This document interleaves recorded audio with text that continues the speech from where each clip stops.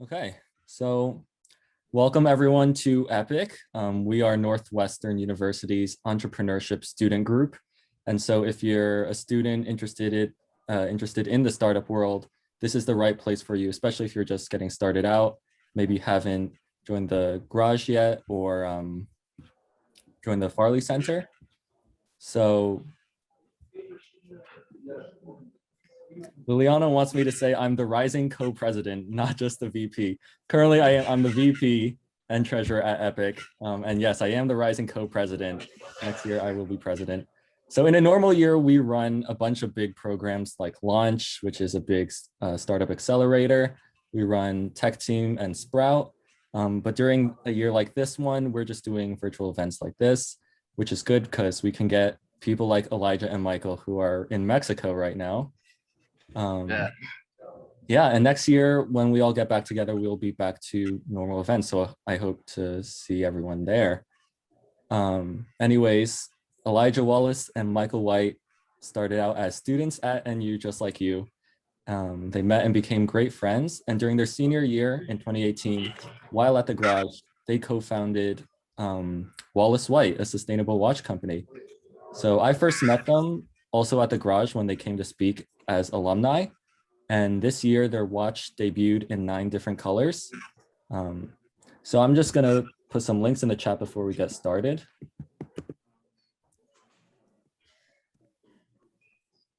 We have, the first link is the link to our mailing list, which will be, which is where you will hear about all our events, and where you will get the recording later. The second link is the WallaceWhite website. So Elijah and Michael, take it away. You can go ahead and introduce yourselves. Yeah, so thank you so much for that great introduction, Dan. Dan came to one of our talks at the garage about a year and a half ago. Is that right, Dan? That sounds right, yeah. Yeah, and Dan and I have become friends since then. We talk like pretty regularly, almost daily, it seems like these days. And Dan is awesome. So thank you so much for inviting us to talk. It's an honor. And yeah, so as Dan said, my name is Elijah. I graduated from Northwestern in 2018. And I studied history there, and I had a minor in entrepreneurship and a minor in business as well. During me and Michael's senior year, we're both the same year, we came up with this idea for basically a kind of reimagining the classic digital sports watch, and just kind of making one that was more like kind of contemporary and like for the time that we're in today. And we've been on a journey for the past 2 or 3 years, building that company, bringing that idea to life. And we officially launched in January of this year. And there are a lot of, there have been a lot of like, things that happen along the way. I don't know how much to get into them in this introduction, but yeah. Yeah, I think that's a great introduction. Like Dan was saying, we were students at Northwestern. We both were class of 2018. And yeah, the idea originally started at our senior year. Eli was out shopping one day and couldn't find a product that fit with what he wanted. And, he had sort of the entrepreneurial scratch. I was head of a club sort of like this, Arch, if it's still around, or maybe you guys sold them up into Epic. But yeah, Eli would write down like 10 ideas a day for like a company to start, and this was one of them. I remember him telling me about it senior year at like an off-campus event, and it just really stood out to me as a great idea. And so we took a trip to China. We graduated, we had normal jobs. Oh yeah, so after graduating, I went to work at JP Morgan Chase in San Francisco as a banker there. And Michael worked at Strategy End as a consultant in Chicago. We worked at those jobs for about a year. And we were building our company, WallaceWhite, like on the side at that time. But we took a trip to China, as Michael was saying, and then to meet our manufacturer. And then we ended up doing a Kickstarter campaign where we raised over $15,000 for the company. And then we did a fundraising round where we raised $115,000 during our seed round. And yeah, and there have been some things after that too, but those, yeah, that's. Yeah, that covers a Wow. lot of it. Yeah, no, that's great. Let's go back to the way beginning though, because I want to know, like, for both of you, what was the first entrepreneurial thing you did in your life? Oh, I love that question. Great So question. this is kind of funny. So for me, I remember that. So when I was quite young, I would say I was maybe in like third grade or something, and I was very much into sports and particularly trading cards. And like you buy like the 5-pack and stuff like at the or like at the store or whatever. But we found the store, my dad and I, where they sold like 500 sports cards for like $20 or something. It was like a kid in a candy shop. It was amazing for me. And so what I did was I would buy those cards and then I would repackage them in Ziploc bags, and I would maybe put like 5 or 10 in the Ziploc bag, and then I would take them to school, and I would sell them to my classmates for like a couple quarters or something like that. And it was really a racket. I had a good operation going on until the teachers. They ended up. I got shut down. My business got shut down. Regulation came in. Yeah, regulation, and I really don't agree. I don't understand why they would do that. It's perfectly legal. Yeah, that was problematic that they shut me down. But that's the first memory I have. I had a lawn mowing business in high school, so like my dad kind of encouraged me to do it as well. He's an entrepreneur, and yeah, I grew up in like Columbus, Ohio, so there's a lot of lawns to mow, and we got like a trailer, and like I had like one of those like 0-turn mowers, and so like I would like knock on doors, pass out flyers, and yeah, spread the word around town. And like I was cutting like 10 lawns a week or something. It's good money when I was like 16 or 17. It was a lot better than like my options of like working and like the food and service and all that, and which I did too. But just you could make more cutting lawns, sure. Yeah, it's so cool hearing about what people were doing back then, because Yeah. I definitely had my middle school racket too going on, and I relate. So Elijah, you're from Chicago, right? I'm from the Chicago area. Yeah, I grew up in a town about 60 miles outside of the city. Okay. And Michael, you're from Columbus. Yeah. So you arrive at Northwestern, and what kind of goals were you thinking about when you showed up? I wanted to start a company with somebody. I thought that was like, yeah, because I did, entrepreneurship clubs and like similar to this one. And yeah, I just knew there was really talented people at that school. And like, even now when we have to like hire somebody because there's something we can't do, we're always kind of using our Northwestern network, or just, yeah, because the talent pool there is kind of incredible. Yeah, for me, not the same as Michael, actually. I came in, I think a lot of Northwestern students can relate to this. I was very focused on becoming an investment banker when I came to Northwestern, I remember. Yeah, and then it was only kind of after, I did during my sophomore year, the summer after my sophomore year, I interned, I went to Dublin, Ireland, and I interned at a startup company there. And I really enjoyed it. And I really that was my first experience in like a startup community with like early stage companies. And that was really interesting to me. And I always had this idea, like for as long as I could remember, that I would open up my own business at some point in my life. And I didn't think it was going to be as soon as it ended up being. But yeah, and so I did that internship, and then I ended up getting the next summer an internship at JP Morgan. And it was really at that point where I kind of learned that route probably wasn't going to be the best thing for me. And so then it was at that point, I was like, okay, well, what are my other options? And then I ended up deciding I wanted to start a company. And then it was like, okay, what company shall I start? And that was kind of. Well, what specifically wasn't like right about that JP Morgan path for you? Good question. I think you said it was the cubicle. I didn't love the cubicles.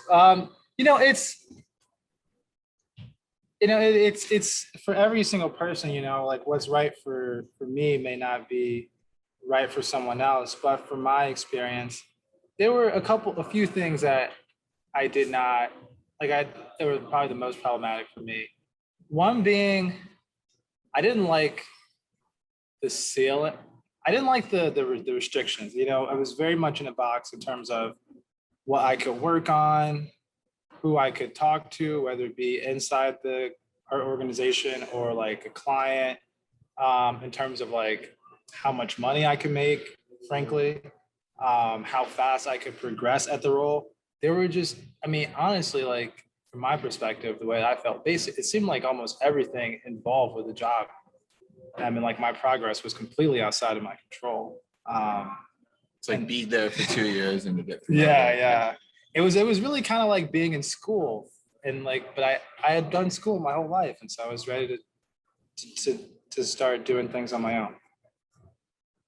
Then like similar for you, Michael, you knew you wanted to like start a company, but how did you know that was the right thing if you didn't even know like what industry that company might be in? Yeah. I don't know if it was necessarily how obvious it was, because I did ultimately go into consulting, which I feel like is very common for Northwestern students. And at first I probably wanted to do investment banking too, but it was like, oh, well, that's pretty difficult at Northwestern too. Like they don't really recruit a lot there. It's like out east. So consulting was what I ended up doing and staying in Chicago afterwards. But I don't know. I guess I kind of figured, I'd learn something from consulting, and then maybe like, you start a company out of whatever you learned from that. But I always kind of figured that'd be like when I was like 30 or 40 or something down the road. But then when I kind of just talking to Eli and like how passionate he was, it was called LifeWatch at the time, our company. It was just pretty moving to me. And so I believed in him maybe more than the idea at the time, even though I fully believe in the idea now. And yeah, similar to what Eli said about like, just kind of like a ceiling for what you could do at the role.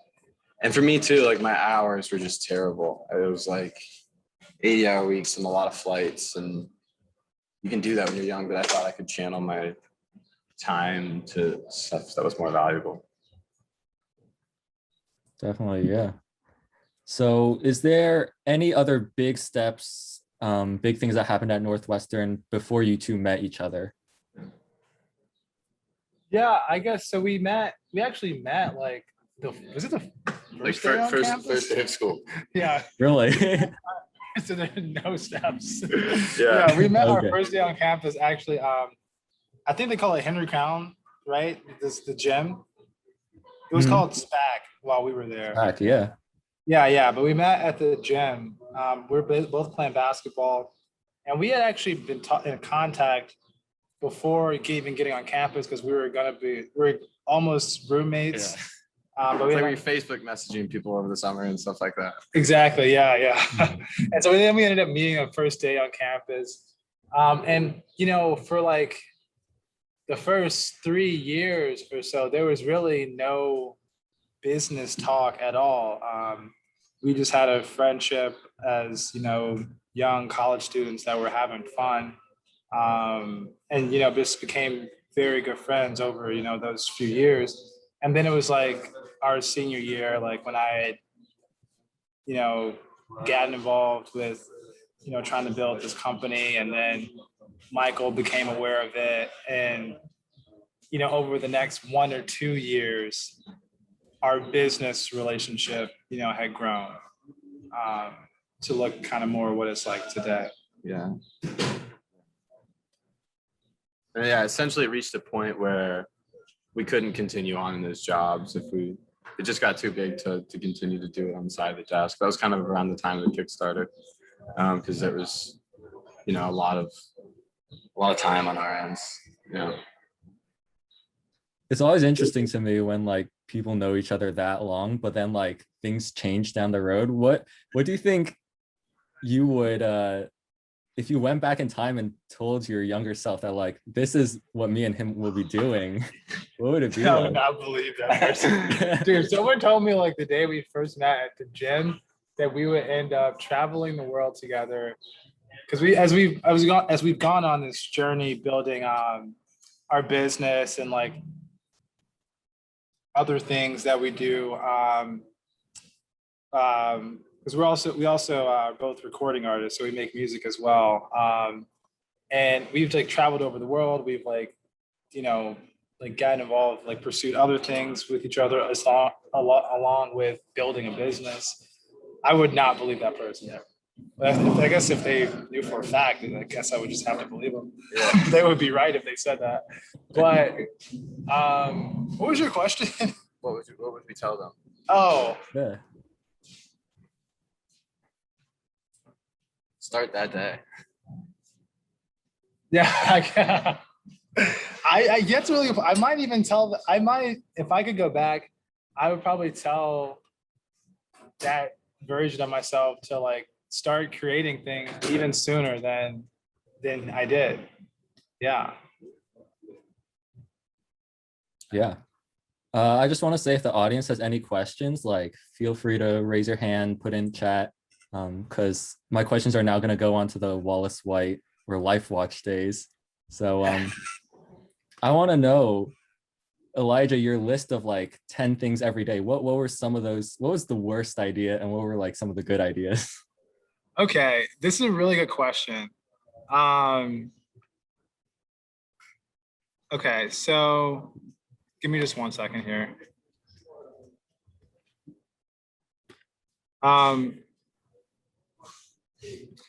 So yeah, I wrote down so I got really involved in like the entrepreneurship community on campus.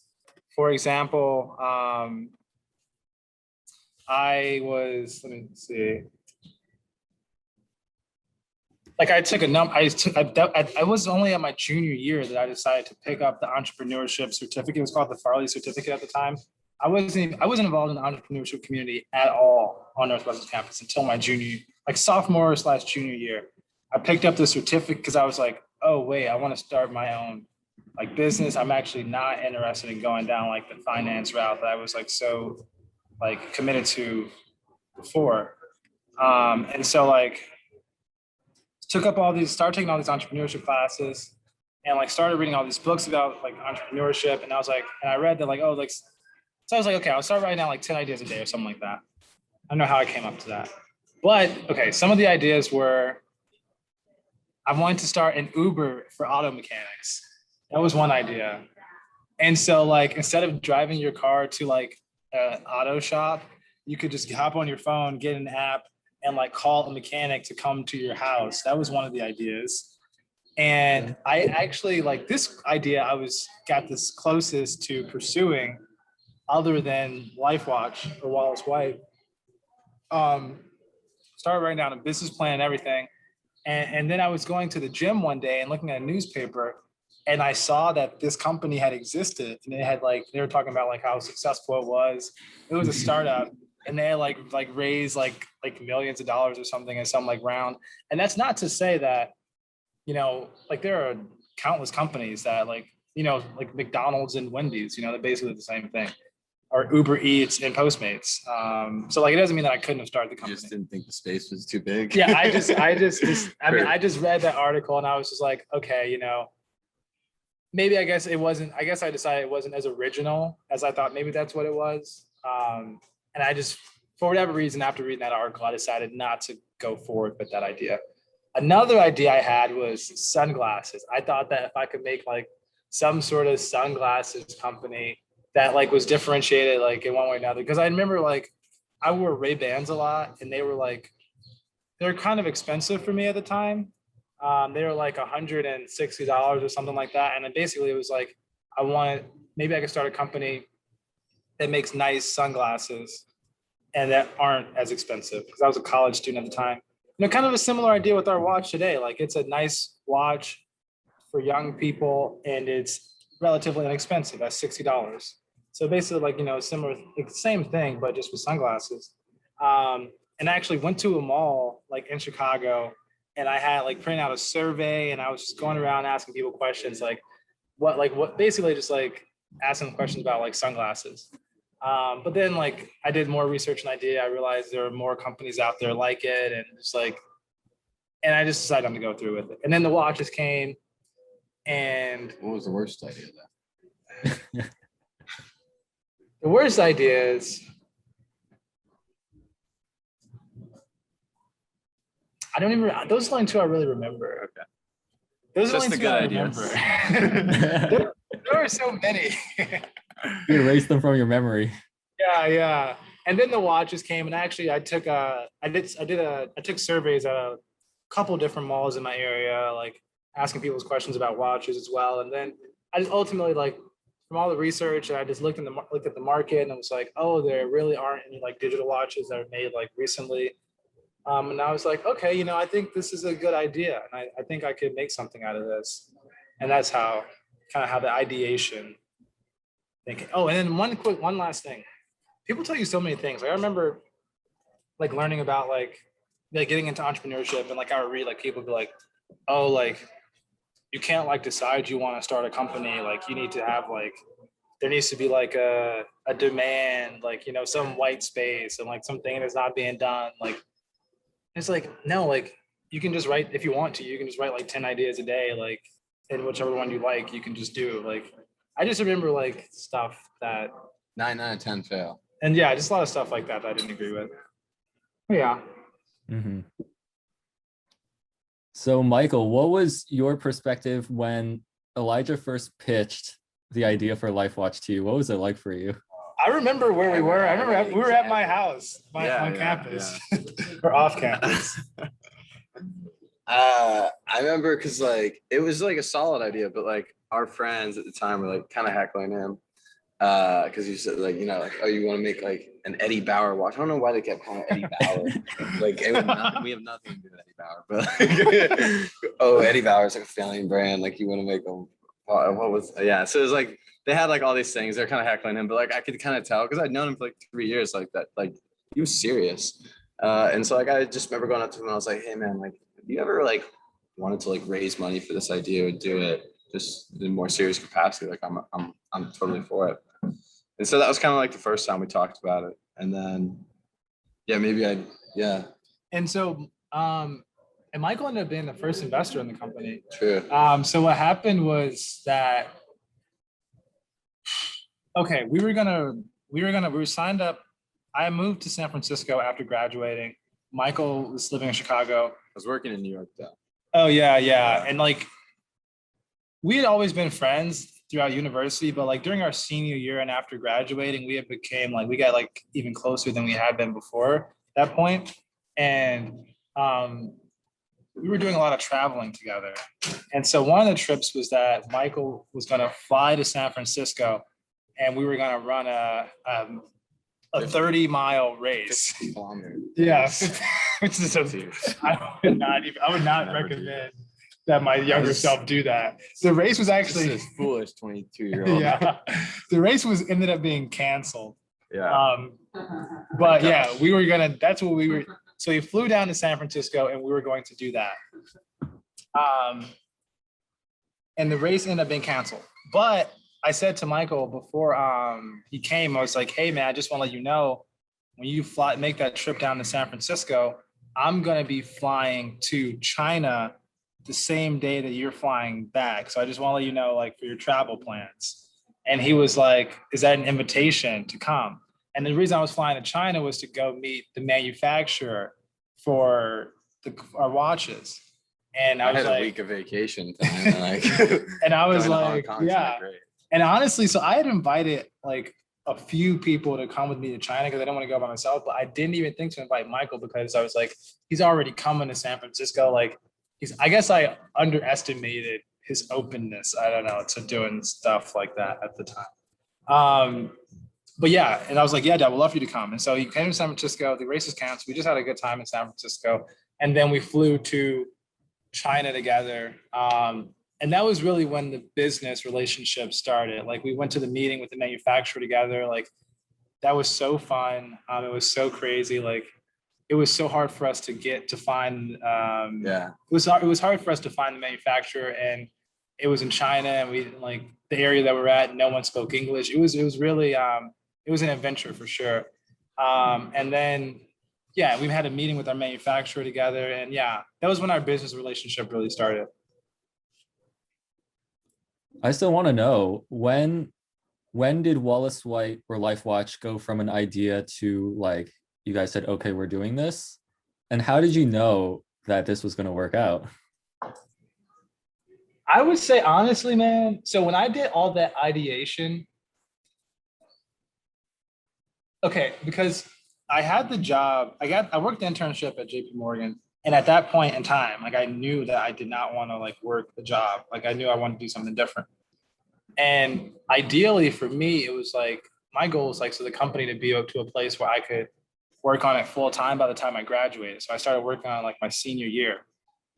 And so when I did all the ideation, like the 10 ideas a day and like all this stuff, ultimately settling on the LifeWatch, the watches idea, at that point, it was like, okay, I need to do this. And I never questioned after that, after deciding this was the idea I was going to go through with, I never questioned like the idea afterwards. Michael, what about you? Did you have like doubts? What was in Oh your head yeah. during that time? But I mean, there were definitely milestones. I was probably, I think wishful thinking is like what we as humans like always fall victim to the most. And so I made like maybe when I was in that manufacturing meeting, I thought, oh, like we had just designed the perfect watch the very first time around, and we got like our watches back. They were prototypes, and they're great for the purposes of we were able to do a successful Kickstarter campaign and raise money from that. But with that design and everything else, I still wasn't like neither of us were like fully confident in the watch that we had created. So there was definitely times where I wasn't as convicted, but I think that's the nice thing about having like two people. So yeah, can't let him down, vice versa. Yeah. And to make this, I guess, a little more relatable to everyone else, what programs at Northwestern helped you the most? What groups? What did? So there's a professor named Professor Virender Sayal, and I think he just like retired like this year. But he's in like he's part of the like Farley Entrepreneurship Center, and he taught a class where you basically like come up with a business plan with the group, and you like execute this business idea without, I mean, I don't think basically any of the students actually go and do it in the real world, but like within the confines of this class, you come up with the business idea and you execute it. And I mean, you could, in theory, like do it in the real world. And that was actually my plan going into the class. I had this idea. I think it was the startup. I did the Uber mechanics idea. And I was trying to get like a team assembled of like coders and stuff. And I was like, well, I want to do this after this class. But no one even went for my idea. And stuff. But it was like, that was the most valuable class. Well, in terms of entrepreneurship, that was the most valuable class I took at Northwestern. And that was really, good for me. The Farley Center Entrepreneurship Certificate was great. That was awesome. I would say that those classes too, Virender Sayal, and then like the startup accounting even has been helpful. It's like we've like you have to do legal stuff too with your company and accounting stuff. So that was useful. Yeah. To everyone here, I'm doing that. It's a minor now, not just a certificate. I'm doing that minor right now, and I would highly recommend to anyone. Yeah. So what about some of the more intimidating stuff, like getting your first funding, like going and doing that legal work? Not the more fun designing and building them. Yeah. But what about it? What's the question? Well, what were some of those, I guess, scarier moments in the beginning?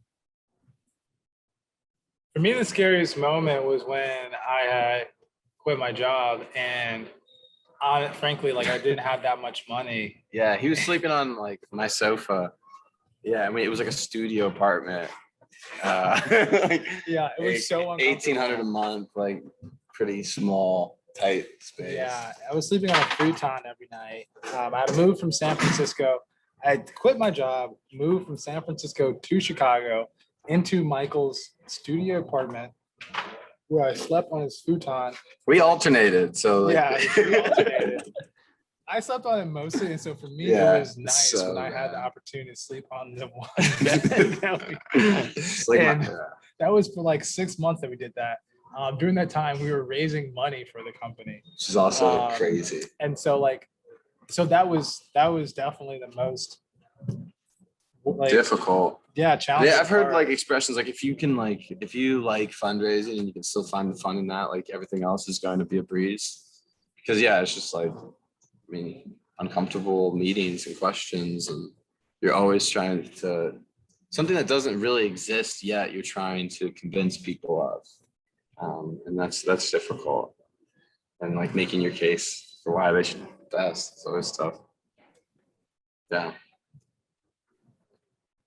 That's gotta be scary. I mean, people are like just grilling you with these questions about like, okay, but what about this? What about that? Yeah, it Yeah. was tough, man. I mean, honestly, like if I could have thought of a way to do what I wanted to do, what we wanted to do, without having gone through that very challenging process of fundraising for the business, I would have done that. But Yeah. I don't like the position that we were in. Like we learned what worked and what didn't work too. Like we'd be making like PowerPoint decks and like creating the like Excel projections, and at first we'd talk to like venture capital funds and like institutional funds, and like frankly those were kind of a waste of time. Like we didn't know it, but at the time like it wasn't valuable for us to be doing that, just because like at the stage we were at, we were really looking for sort of angel investors, just high net worth individuals who want to have in their portfolio like a startup. And for us, it like none of that money was like raised from our families. So we were raising money. We raised money from like classmates who believed in the idea, who believed in us. We were like our peers, probably took their signing bonuses from their first jobs. And then like the Northwestern network ultimately was what we were able to, I would say, do the fundraising through. If it wasn't for that, it wouldn't have happened. But those relationships too, we kept for like months. Like we'd update them and everything else, because you're also trying to build your business the whole time that you're fundraising, and demonstrate progress, and that's tough to do too when you don't have the product yet. Yeah. Mm-hmm. Another thing I'm curious about is how did you split up work between the two of you then and now? That's a great question. I feel like one, it's kind of recognizing like strengths. So Eli's a better communicator than I am. So like business emails will come from him, or like I'll do like maybe the first draft, so we go through the edit, then send it. Anything on PowerPoint, just because I was a consultant, I can do better. Anything on Excel, because he was a banker, he takes. And then like when it comes to like stuff like computer design and that, it's mainly him. And then I would say also like we have to like when we're like hiring or like thinking about like decisions like that, that's something we do together. And like because now like we've traveled to live together, like we're able to like always talk about strategy all the time, which is helpful too. But yeah, and then like when it comes to fundraising though and stuff like for that period, it was kind of like who does the relationship sit with? So because there'd be people, and there still are, like where Eli is more connected to them or I'm more connected to them. I think. No, that was great. Yeah, I also want to hear about so when did you start hiring people? Like who's on the team now? How's that changed over the years? Yeah, I mean, honestly, we just get more and more people involved in the operation, the teams. Okay. I'll just try to think of the ones that I can offhand. We have a design partner, and they came on after we had. Well, so all of our investors are partners. Yeah, there's about like 10. Yeah, yeah, and so they're in some capacity or another, like maybe they're like famous, and so they can like share, like give products to other like influential people, or maybe they're like super involved in the Chicago startup community, and they can like connect us with incubators or other potential investors, and that sort of thing.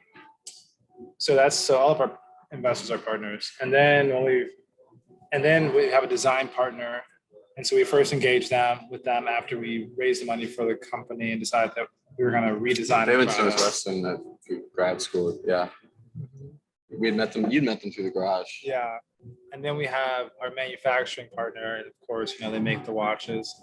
And then we lived in Stockholm, Sweden, for most of last year, and there we, amongst other things, we took them to commercial for the company and like got a bunch of like photographs for our website, and so that's kind of like our creative partner. And then we have a Northwestern graduate who was like our website designer, and we have a videographer actually just came to Mexico yesterday, and this person is kind of like just kind of capturing like the bigger picture of our lives. Like a YouTube series. Yeah, for like a YouTube channel that we're doing. Or marketer. And we have a marketer that runs like Facebook and Instagram ads. And there are even other people. Yeah, there are a lot of people. Yeah. Oh yeah, and we've had like interns too, which is great. Yeah. From Northwestern, yeah, we've had interns from Northwestern, and we also have like brand ambassadors. There are a lot of people. Yeah. Wow. Is there a number to like how many people? By the way, like some people are in bigger capacities than others, and like who do we actually pay? I guess that's a smaller number. Yeah, and like none of these people are like like getting like salaries, right? So like that's that's the other thing. And I think that works well for us given the stage of our company today. I think now too with like sites like Upwork, you can just if you have specific tasks that you want done for your company. So many people are doing it on like a freelance basis, so that's how I would encourage you to hire early on. I might say we have between 10 and 20 like partners, and like they're not all working on stuff with us at the same time, but yeah. Sure. We can move on to I want to hear more about design and manufacturing. I guess first, like design, what inspired you to design your watch the way it is now? I think we got it. I'm wearing one. Yeah, show us. Yeah, I do. These are beautiful. Thank you, Dan. Appreciate that. I like it very much. It's very versatile. I can wear it with anything. I wear it all the time, every day, naturally. But the design itself, what inspired us. Well, I think the opportunity we saw was with digital watches specifically. We didn't see anything in analog, and Movement had done basically what we were trying to do. But they had done something similar to us very well in analog watches, and Daniel Wellington had done it before them, where it's sort of online brands, in the last 10 years, sort of building through the social networks and sort of having very engaged customer bases, a good product at a good price, and like kind of very efficient and having good margins and all that. So we wanted to do that for digital watches because we saw really tech heavy watches like Fitbit and Garmin and stuff, and neither of us wore those, and it didn't really, maybe with a younger audience, it's not as important how many steps you had or your heart rate. Maybe you just don't care about that information. So we thought there was a demand for that. And then, so on the lower tech side, it was kind of like really bulky or really antiquated watches like Casio, like I think Casio's a great watch. I just think it was designed in 1940, and then there was like G-Shocks and like stuff like that, which I think are also cool, but they're designed like 1980. So we just thought, like, what if we took like the modern, sort of beauties that exist in like the analog watch world, like Rolex, and what if we just made a digital watch that looked like that, and it told the time really well, and it was waterproof. We made it with like the best materials that we could. And we also chose like really fun colors. The colors were really important. Yeah. So that was kind of that was our hypothesis going in, and that's kind of what we worked a lot with the design team over like 4 months to really nail down. Nice. Yeah. What about manufacturing? Because right now I wouldn't even know what the first thing to do is if I want to like go and make a watch. How did you figure that out? Yeah, online on the internet, we basically like Googled watch manufacturers. How to make a watch. Yeah, and they exist. No, like There aren't that many of them, I don't think. what we used out, but like for their like Alibaba is a great site to find manufacturers. So you can find the manufacturer, and then you can contact the factory and like sort of just build a business relationship with them. Kind of figure out what they can and cannot do, and then try to like relay that to your design team as best as possible. And yeah, there's some barriers. It's tough because like usually dealing with manufacturing on the other side of the world, English might be tough, and then like you have time zone differences. So just like being just very concise with what you want in the product, I'd say. Yeah. But the Alibaba's great, and they even like have reviews of the manufacturers. Do you guys have like videos or social media of the design process, the manufacturing, anything like that? We do have some videos of Instagram. on our Instagram, yeah, of like the design process, yeah. Yeah. But none of the manufacturing process actually. Our manufacturer didn't send us any. I might have some, but it was like really, yeah, it's like watch all unassembled and stuff. So yeah. I was just thinking because it might be interesting for people to see, and like I could link it in our next email, something like that. Yeah. Yeah. What about the materials? Because I know that sustainability is also important to you guys. How did you choose those? Yeah, so we wanted to use as premium and environmentally friendly materials as possible. So for example, our screen is made out of sapphire crystal, which is both environmentally friendly, and it's also the second strongest material to diamond.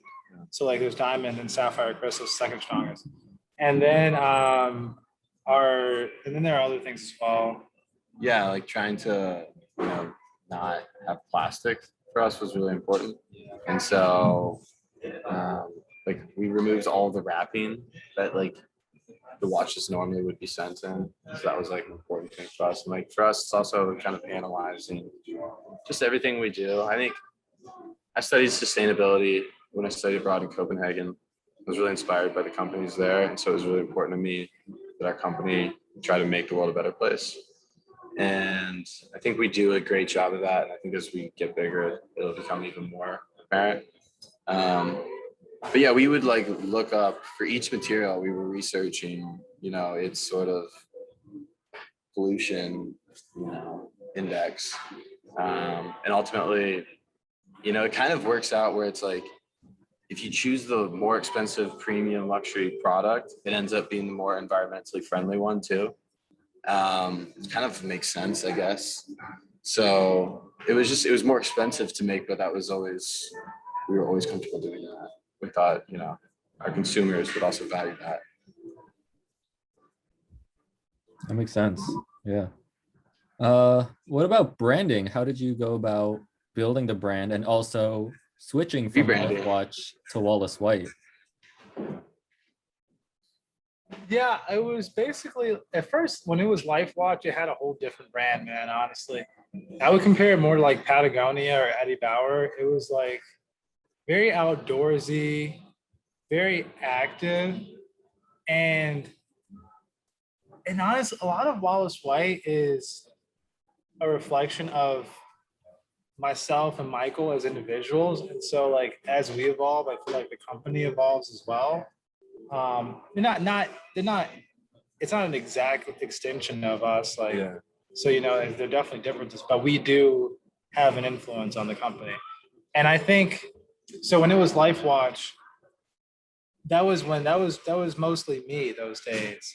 And then as Michael got more and more involved in the company, and as we grew individually and also together, our vision for the brand had kind of changed to being more of less of an outdoor brand and more of a fashion brand. And so that's when Wallace White, the name change came about, because we thought it was more universal. And then like the colors we chose, we tried to make them as fashionable as possible. Like they're inspired by the top colors from New York Fashion Week at the time. Um, yeah, yeah. And so that's kind of how it evolved. Yeah, we were sort of I remember where we were. We were in Bali, Indonesia, like breakfast one morning at our hotel, and we were just like, I think we might have a branding problem. There's like sort of because we had been designing the watch that we have currently, and it was still called Life Watch, and we didn't really love our logo. We were kind of talking to our design firm about maybe changing that, and also kind of with the new design, like sort of like the very sporty, active adventurer didn't hit as much. And so we just sort of had to have a conversation like, hey, well, are we still what we said we were? And that was when we started like coming up with new names, coming up with new logos. And be surprised, it took us a long time just to come up with Wallace White, which is just our last names. But it was a lot of different other things and a lot of other different designs. But yeah, now we love our brand, and it's always evolving too. So. Awesome. So the official Wallace White debuted this year. And Yes. Yeah. January. are you open to disclosing like how many have you sold? How's it doing? It's doing well. We've sold about over 300 watches at this point. Yeah. Yeah. Happy and encouraged. It's like each day is, growth for us, which is great. It would be like the Instagram account or, the traffic to the store, and the marketing resource that we brought on is doing a fantastic job. And we're really excited about having him on our team because we know that we feel like a lot of this is like Facebook and Instagram ads. And people now that they're more like used to shopping online. Yeah, that's pretty important for us. So we're focused in the US for now. Anything else? Yeah. The other thing I want to know is how much do you guys sleep?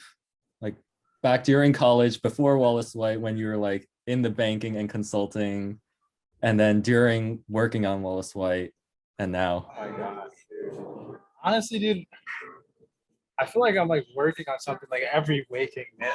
If the difference is like when it was before Wallace White and like just doing things independently, basically when I was working a job as compared to today, I would wake up early and I would go to the office and I would do my work. And then the moment I left, dude, I didn't even honestly like a lot of people brought their laptops home. I didn't even bring my laptop home. I knew when I left that office, I was done. I wasn't doing anything else. And so it was very like, between these hours is when I'm working.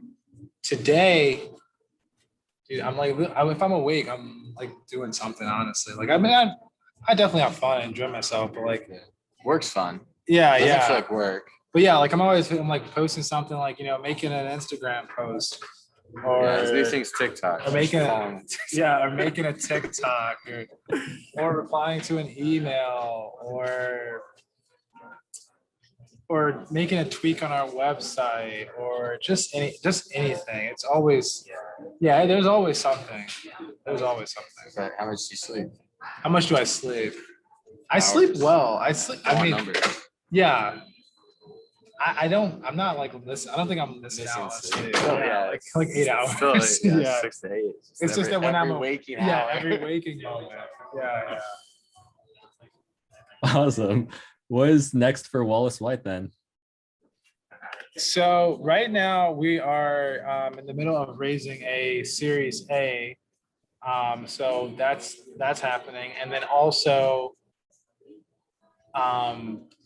we will be releasing some new products in the near future, things like hats and T-shirts, and we've started with the watches, and we've been able to build a great brand around the watches, and continues to grow every single day.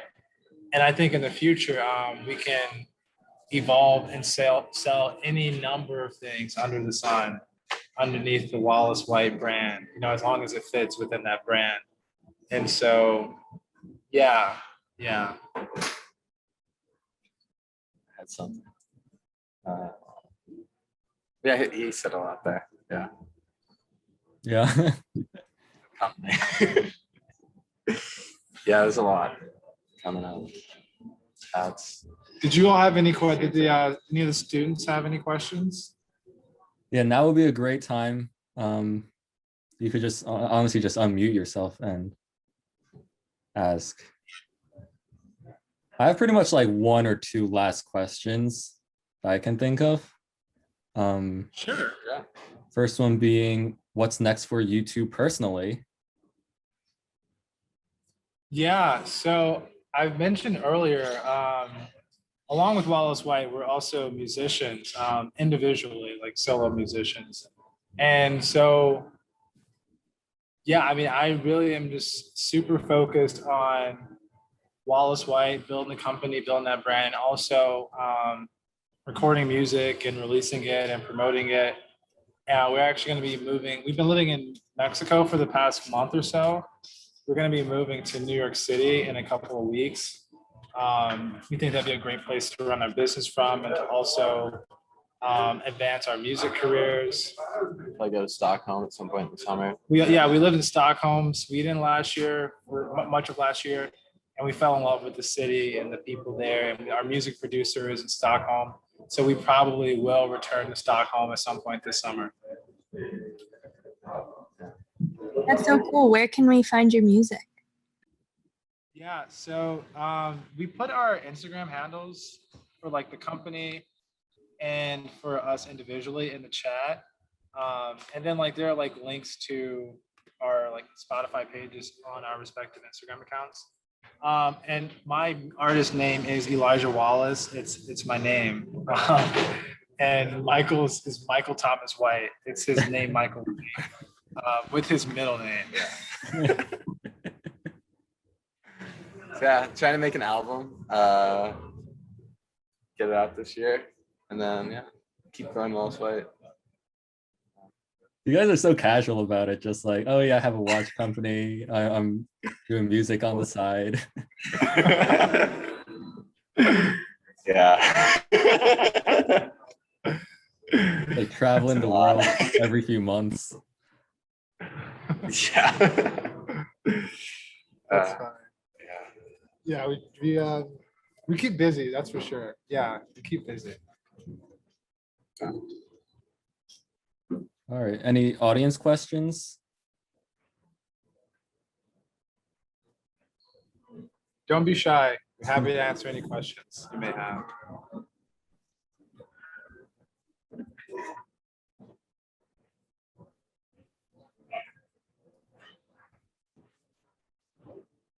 Dan's got a Wallace White. I don't. I have a Casio, and I've used it. Oh, sorry, man. I've used it for my entire life, so it also has that like sentimental value. Yeah. Okay. Yeah. I've thought hard about getting a Wallace White though, but this one, it just keeps working, you know? It never fails. So is there anything else you two would want to bring up? Anything on your mind? No, you were a great host, Dan. Very extensive, asked a ton of great questions. Yeah, I feel like on our end, just thank you guys so much. Yeah, like thank you to everyone in the audience for taking the time to join this call. You know, it's obviously a video call, so you could be doing any number of things right now. So we appreciate you sharing your evening with us. Dan, thank you for hosting. You asked some awesome questions. Yeah, just we're thank you always guys. available if like you have any questions or Yeah. want anything, you need anything. And Liliana, I think you are the co-host, if that's correct. Thank you. Thank you guys for coming. That was great. Where can people reach you if they want to? Yeah, so we put our Instagram handles in there, and then I'll also put in our email addresses too. I had one more question. Did you guys visit the garage in the past couple of years? Have you ever come back to speak? We have. Yeah. Okay, that's what I thought. I thought that I had met you then. Yeah, that was awesome. Thank you for coming.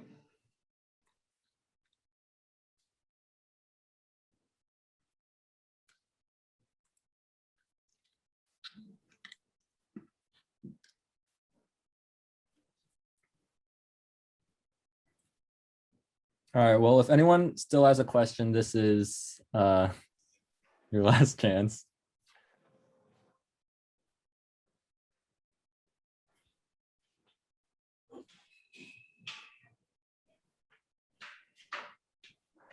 I learned so much just like listening to you guys, because I mean, yeah, I've Elijah, I've talked with you about the company a little bit before, but never in this much depth, and this was awesome.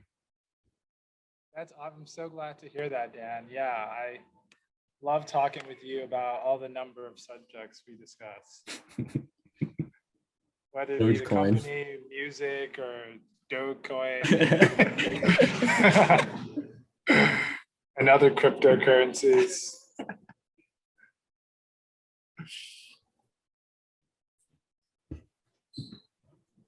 Great. Okay. Thank you, guys. Thank you so much, Dan. And thank you to everyone else. Thank you, Liliana. Yeah, and thank you to all our Epic fans. We're going to have in-person events in the fall, hopefully, cross our fingers. So we're excited to see you all there. So keep checking your Epic newsletter. Yeah, and thank you guys again. Yeah, again. You're welcome. Thank you. I hope you guys have a great evening. All right. See you guys. Goodbye.